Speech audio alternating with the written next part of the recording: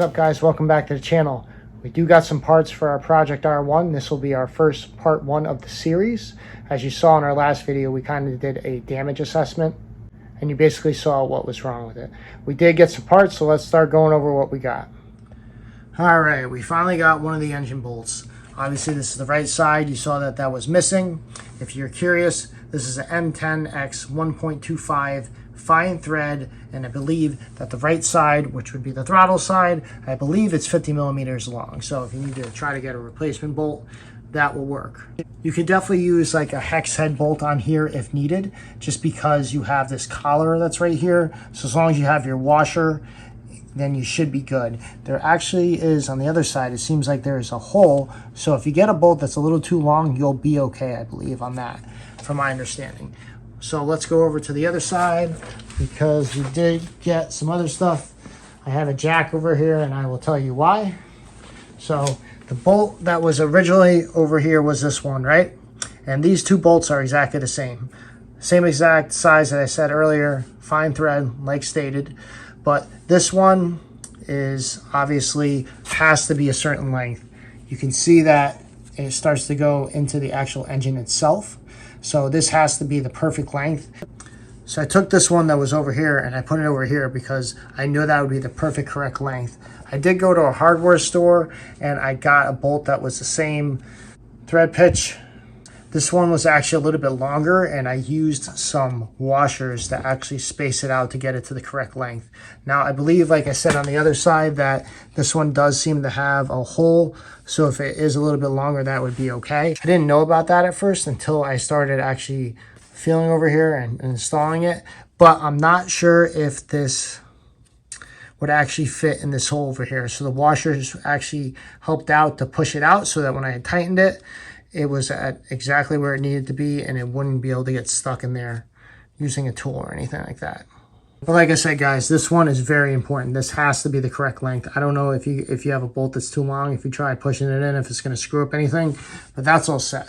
So with that being said, obviously we will be able to start the bike and ride it now, just because, you know, I don't want the engine twisting, because this bolt, which was obviously this one when I had it before, this one was able to screw in perfectly fine.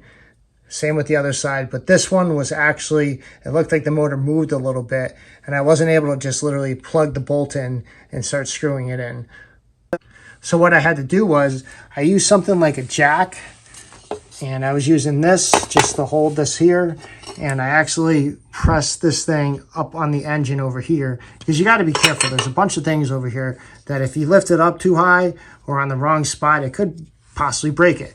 So I kind of put this thing like this right up on, it was either like this or it was something. I had it up on there basically like this in here, so that I was able to jack it up.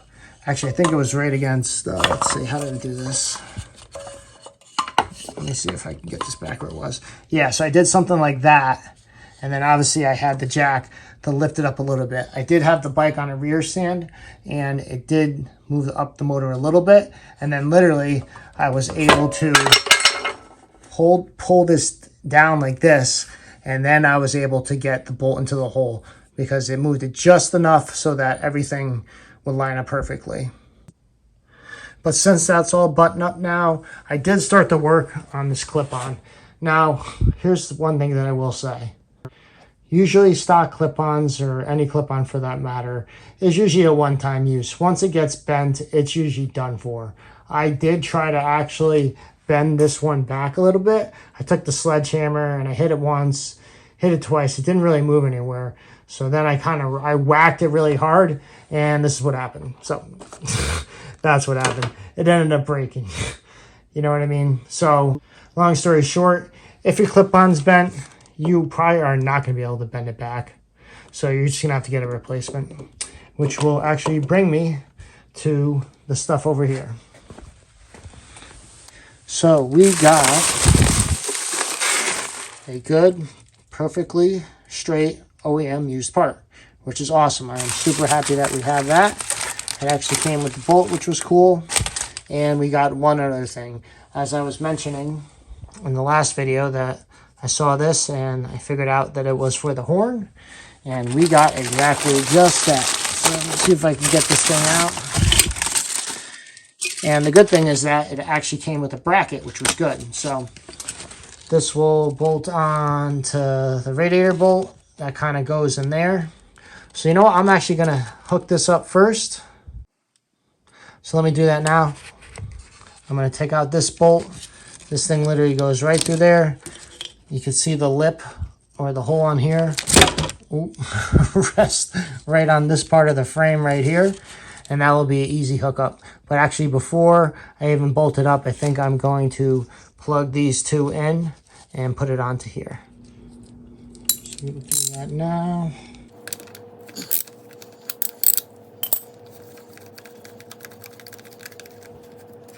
Radiator bolt comes out. Here is our horn with our bracket. Like I said, I got this for like $7 shipped or $8 shipped for the bracket and the horn. So pretty pumped about that. Before we do anything, we will plug this in. So this should go like that. We'll plug this into that one. Oh, that doesn't look, okay, that's plugged in good. Same with this one.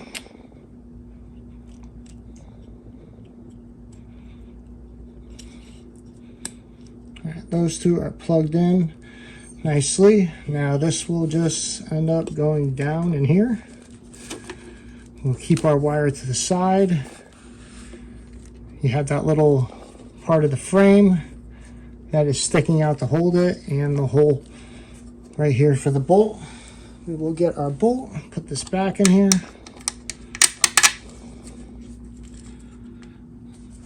And sometimes you might have to pick up the radiator like a centimeter or two just to catch the threads, which we did. Okay, we will snug this back up. Wiring, I think that'll be okay where it is. Like I said, we'll push this down a little bit just so that it's out of the way of everything.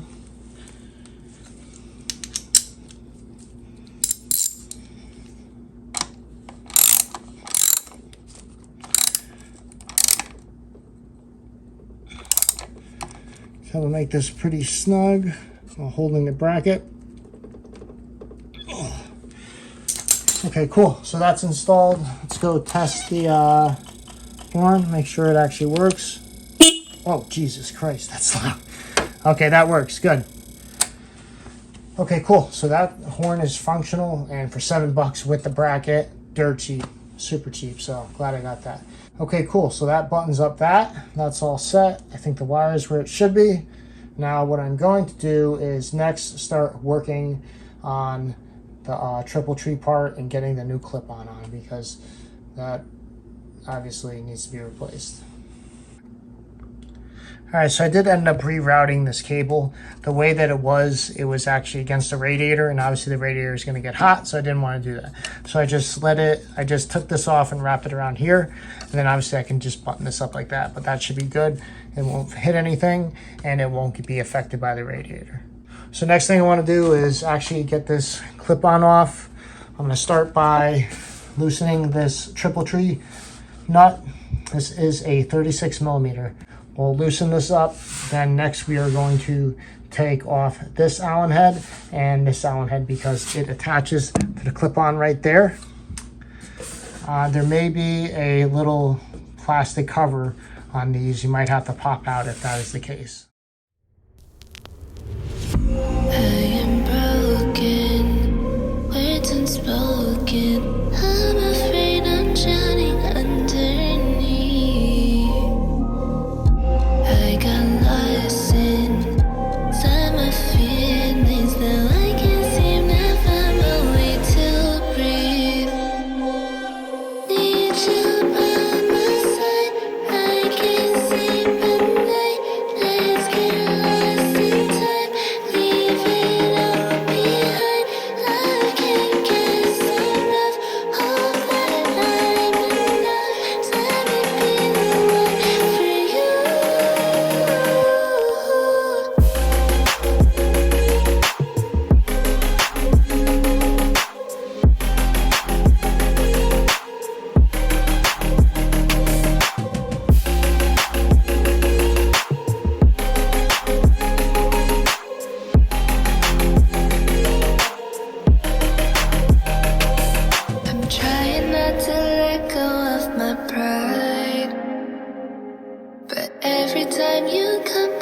It's like falling down these lies again. This feeling that I have deep down inside.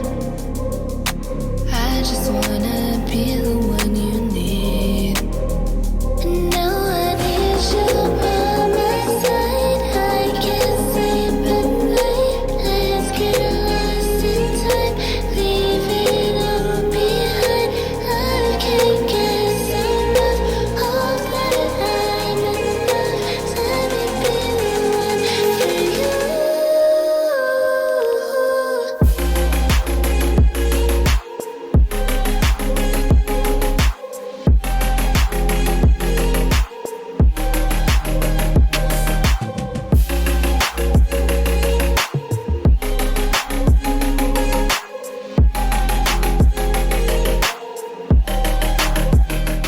All right, so we basically got this kind of where it needs to be now. I got my steering back. Everything's still loose because we do want to get this back to stock height. What I'm going to do now is I took the bike and put it on the kickstand. It is off the side stand, so that is off. And what I'm going to do next is, since this is already loose and this is already loose, it's movable, right? Obviously that will move some if need be. I'm going to start to loosen up these very, very slowly. And what you want to do is, because if you loosen this up too quick, it's just going to go either flying down, or when you're pulling up, it's going to go way too much. It's not what you want it to do. So you very loosely tighten these up tiny bit by tiny bit and try pushing the fork down a little bit. I'm going to try doing that now. We'll at least get this part at least halfway, and then we'll do another, and then we'll keep creeping it left and right.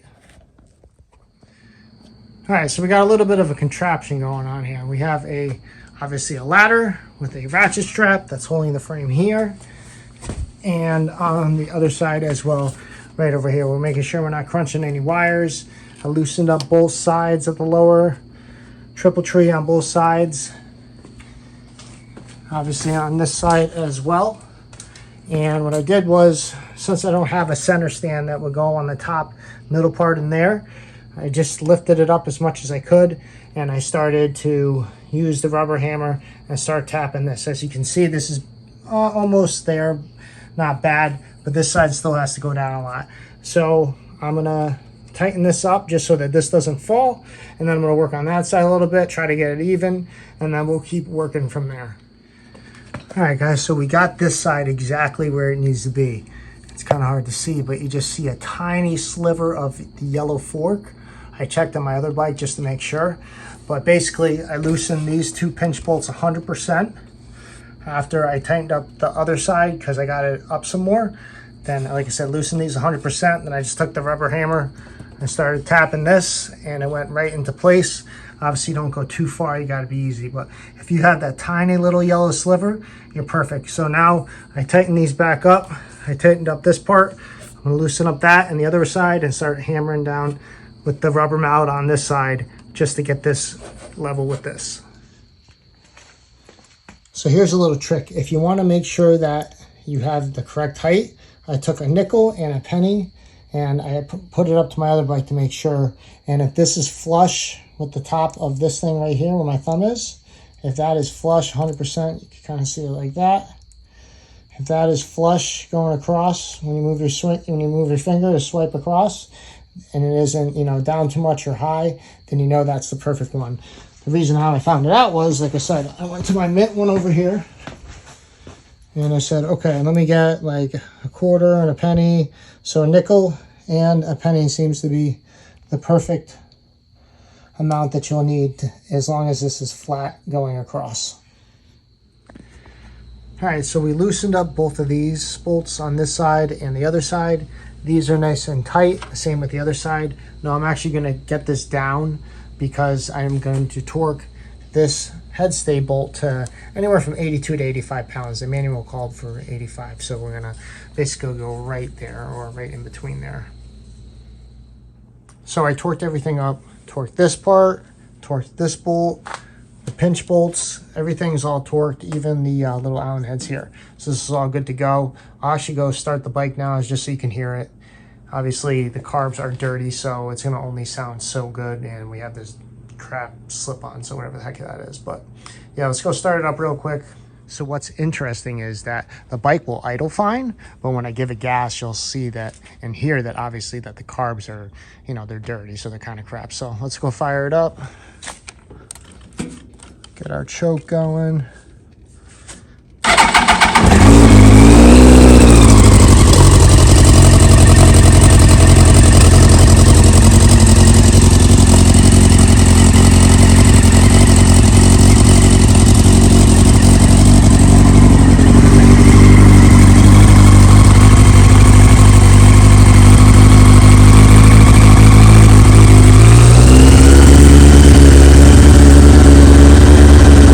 Doesn't sound horrible when it's idling, right? But I'll let this thing warm up and then you can kind of hear it when it's revving.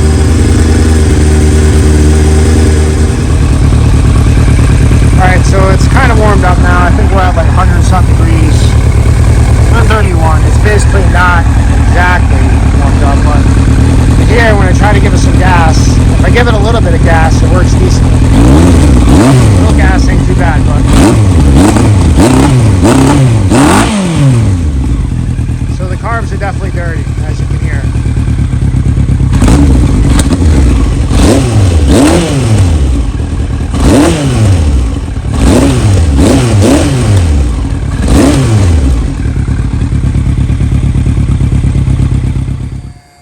So I'm actually going to change something out really quick to see if it revs better, and I think it will. I know the carbs do got to be clean, but watch this. This is going to be interesting.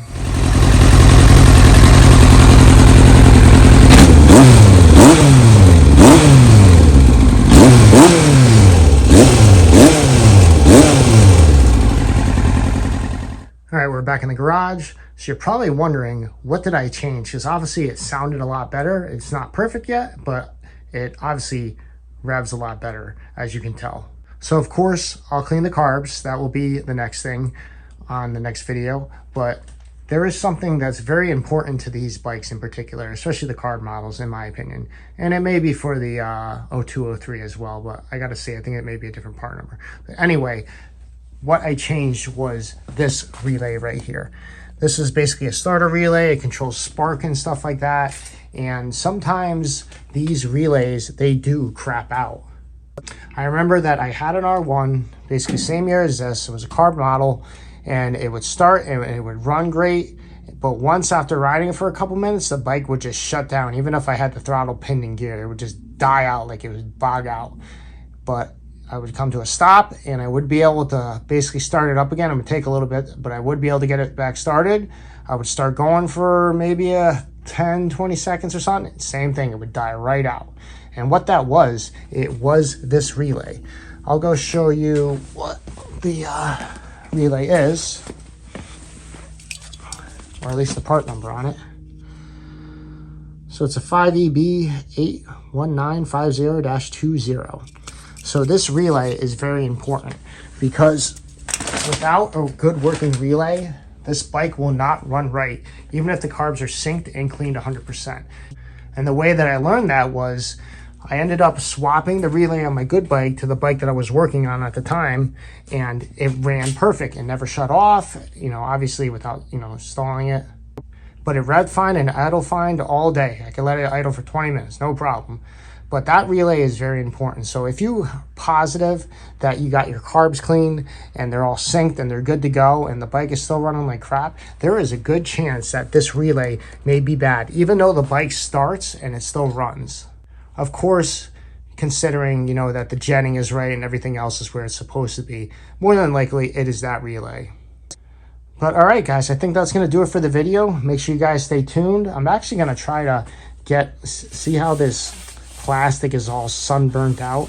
I think I'm going to try to clean this up really good because the fairing is not cracked at all. We are going to get brand new ones anyway, but you know, maybe someone could enjoy this fairing and some of the other ones as well if I try cleaning it up really good. I'm pretty sure I can get all this sun burnt out of there, but that will be in a future video. So anyway, guys, thanks for tuning in, and we'll see you in the next one. Make sure you guys stay tuned. If you haven't already, please subscribe. That definitely helps me out, and it's free to do so.